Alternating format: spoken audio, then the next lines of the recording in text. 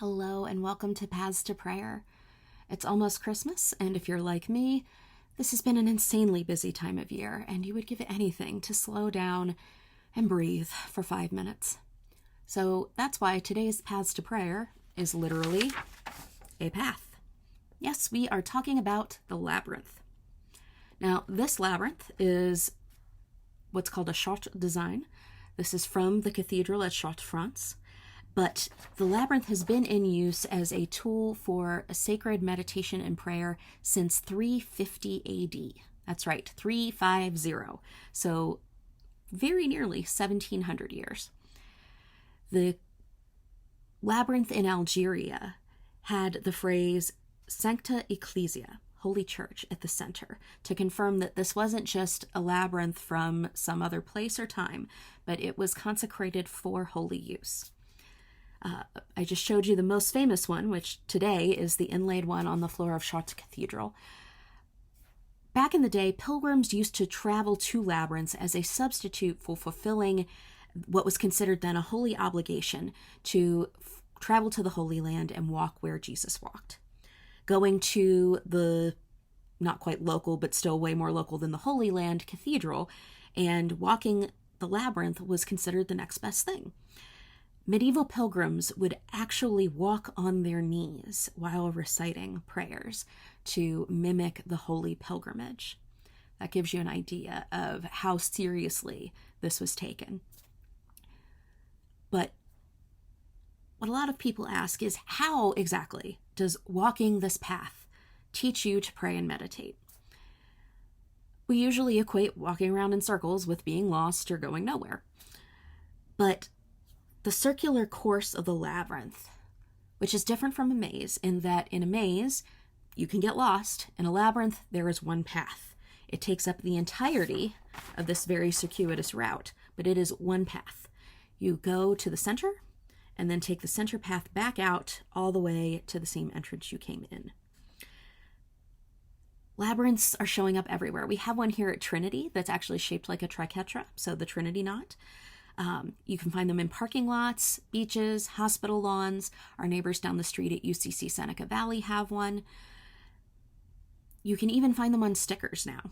And I actually know a friend who has one as a tattoo.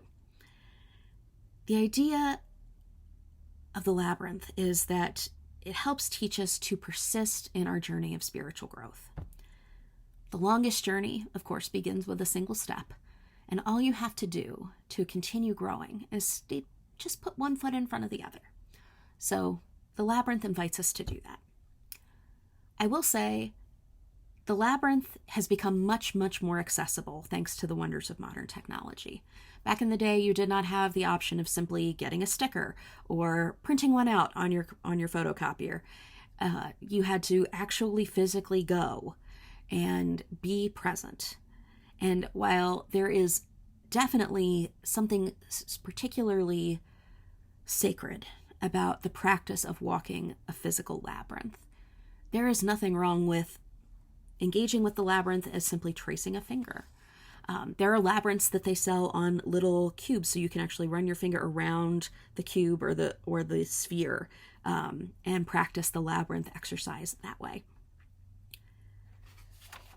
There are no tricks to a labyrinth, unlike a maze. There's nothing to figure out, no issue that you have to solve.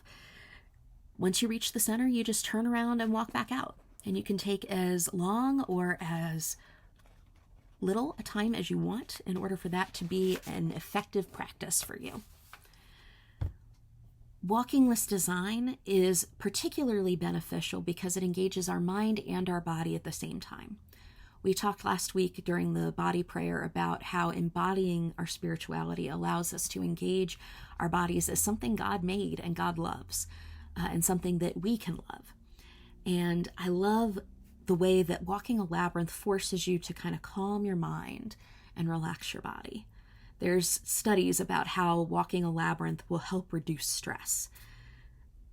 I love the way that the labyrinth incorporates body and mind, reason, imagination, thoughts and feelings all into this one harmonious whole. The labyrinth is essentially a sacred space that allows you to guide both your mind and your heart at the same time. Particularly this Christmas season, the Labyrinth offers you a chance to take time out from your busy life, to leave your schedule and your stress behind, and simply contemplate how that winding journey mirrors your own spiritual journey. Labyrinths can lead to discovery, insight, peace, solace, even direction, when we're confused and wishing that God would just bring back the burning bush so that we could get a straight answer already. I'm sure I'm the only one who's ever felt that way. But I want to emphasize that there's no wrong way to engage with the Labyrinth. Whether you trace it on your sticker, whether you print one out and color it, whether you go to a physical labyrinth. I know somebody who's got a labyrinth that she made in her own backyard. You can even have them printed out on canvas so that you have something that unrolls and re-rolls when you want to use it. The National Cathedral down in Washington, D.C. has this kind of labyrinth, and that's usually open during their Center for Prayer and Pilgrimage hours. So if you want to go check out a life-size cathedral labyrinth, you can go to the National Cathedral in D.C. and check that out. But for the moment, I want to offer a few pieces of advice for however you choose to engage your labyrinth. Prior to starting with it, I invite you to just sit and relax. The labyrinth here actually has a bench that faces the labyrinth that's right next to the bell tower. And that's a great place to just sit and decompress for a minute. You can say a prayer here, read a scripture passage. But either way, try to spend at least a few minutes transitioning from the business of the outside world to that place of quiet and calm that allows us to be truly centered. The Middle Age ancients tell us that there are 3 stages to walking the labyrinth. The first is entering. This was called purgation, which sounds super fun. As you walk or move toward the center, release your cares and concerns, emptying and quieting yourself before God. Because as we surrender to the winding path, we get wholeness and healing from simply allowing the journey to be what it is. When we reach the center, this is the space that was called illumination. I want to invite you to spend some time praying and meditating at the center of your labyrinth. This is a great space where if you are feeling frustrated or seeking clarity about something, this is the space where you're invited to bring that before God. And you can remain there as long as you wish, receiving whatever is there for you. And when you're ready, you can move out of the labyrinth by retracing the same path. As we move back toward our daily life, the Spirit empowers us to be more authentic in ourselves and in our service to the world. So, purgation, illumination, union, or entering, centering, and returning. A few suggestions. If you choose to walk the labyrinth, there are a few things that will help you get the most out of your walk. The first is to walk the labyrinth in an attitude of prayer. Give thanks, offer praise, seek guidance. One way I've done this is as I go to a turn in the labyrinth, I will offer a phrase or a thought or a request to God, and every time I hit a turn, I'll offer another one. It's a great way of kind of emptying out your mental pockets before God. Enjoy yourself. Shed the confusion and the busyness of your mind. And as we empty our minds, we open ourselves to God's insight and God's grace. Second, walk in reflection. If there's a verse of sacred text that's calling to you, a question that you want to ask, a specific care that you want to lift up before God, use that as the way that you center your labyrinth walk. Third, walk in silent reflection. Try and let go as much as you can of thoughts, feelings, and emotions that bog you down and limit you. As we remove those things from our environment, we are creating the inner space where God can enter. I've often talked about prayer and meditation as two halves of a conversation where we speak and God responds.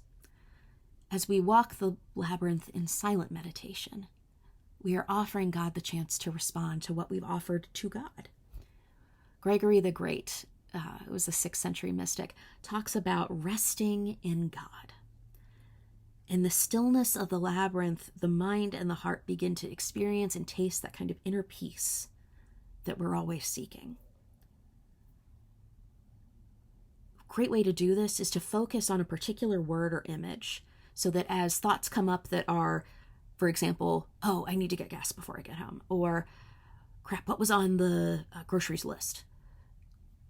Go back to your thought, your centering image, and return your empty mind to God. You can actually even think of the labyrinth and walking as a body prayer in and of itself. So, for example, if you wanted to dance the labyrinth rather than walk it, that's a great way to do it, especially here. Because we have a triquetra form to our labyrinth here at Trinity, there isn't exactly a center. You can simply rewalk the labyrinth as many times as you want. So if you want a space in which to have kind of an open form where you're not necessarily reaching a center and an end, but simply get to stay there as long as you wish, the triquetra knot at Trinity is a great place to do that. Whatever will help bring significance to that journey. So dancing, carrying something of significance to you, allow that space to free you.